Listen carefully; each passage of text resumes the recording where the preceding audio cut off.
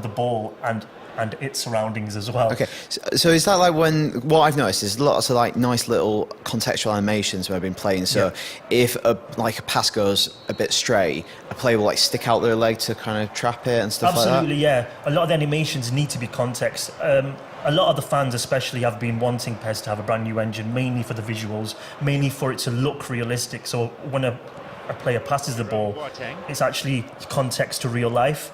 And the result of an action looks realistic. It's something that you would see on TV. You see a little backflip there. I think that's the stuff that looks really realistic. When two players come together and you see like their arms, they've got a lot of kind of self-awareness with their body. That's right, yeah.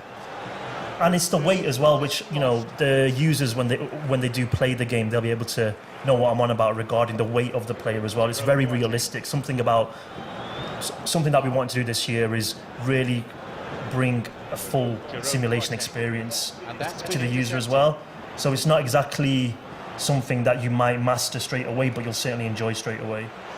Surely you can't miss Thank God Moya saved that. But yeah, I mean, it's quite hard to talk and play at the same time, isn't it? Yeah, very difficult. But I mean, one thing that hopefully you can hear is the crowd as well. It's something that we're tweaking beyond, you know, going forward. You can start hearing the crowd whistle because it's the away team taking the corner. It's something called Heart of Football, which we brought in, which is something that I spoke about before regarding the smaller teams being able to combat the bigger teams. So, right, let's go into this a bit more. Heart is kind of one of those intangible qualities, but everyone who plays football, watches football knows how much passion and spirit mean to the game and to the sport in general. How do you translate that into a mechanic or a feature?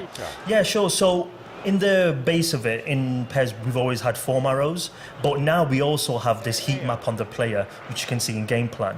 And this actually starts off as blue, as like a lukewarm feel. Some players who are captains of the team will actually start off red to show that they're very, very motivated for the game.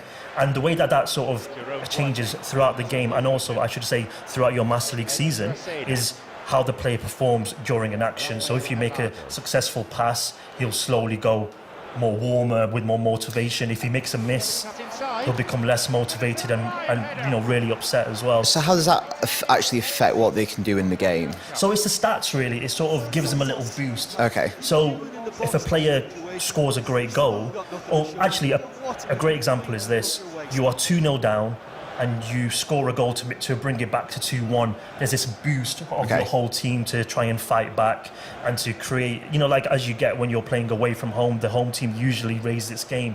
And it's that way of trying to emulate that feeling of playing away. So when you do watch a Champions League game, for example, Celtic against Barcelona, when they won at Celtic Park, you'll feel that, you know, hang on a minute, that was, you know, the 12th man, but not the referee. Yes, absolutely, as well. And it's difficult to bring that in, I guess, in a way where the user doesn't feel cheated. I was going to say, because I think the big concern, a lot of previews, and I think I mentioned it in mine, was the kind of the balancing thing. How do you kind of police that and make it fair? Because you don't want suddenly you've scored a goal and the person who's leading 2-1, they've done well throughout the majority of the match, are suddenly put at a disadvantage just because the other two players score one goal. I think it's going to be a really compelling reason to play a single-player career more so. It's an option which you can turn off in multiplayer, so if you're playing competitively or anything like that, and it's not something that's activated online, which I think shows that we do listen to the concerns of people. When we actually introduce this, the first question